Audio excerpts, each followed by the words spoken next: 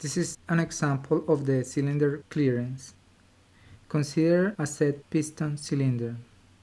The piston moves inside the cylinder, and there is a space in between the piston and the cylinder, which we call the clearance. Now, we have measured the piston and we have measured the diameter of the cylinder. So the clearance can be defined as 1/2 of the diameter of the cylinder minus the diameter of the piston. So that corresponds to that distance. Now, we have from those measurements the mean and the variance of the piston and the mean and the variance of the cylinder. And we are interested in the mean of the clearance. Now, the mean of the clearance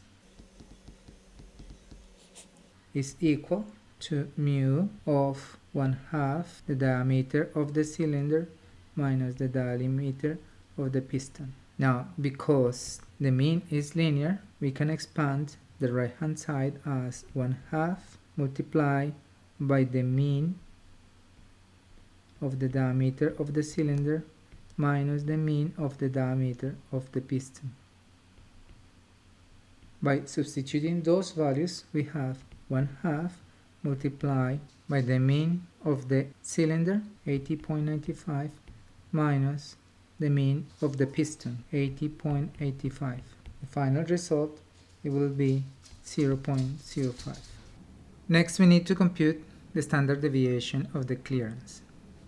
To compute the standard deviation, we'll start by computing the variance. So the variance of the clearance, which is 1/2 of the diameter of the cylinder minus the diameter of the piston, is equal to 1/2 squared and multiply by the variance of the diameter of the cylinder plus, and this is key, we have to change from minus to plus, the variance of the diameter of the piston. So this is equal to 1/4 multiplied by 0.03 squared plus 0.02 squared, and the variance is equal to 0.000325. Therefore, the standard deviation, sigma, is the square root of the variance and is equal to 0.018.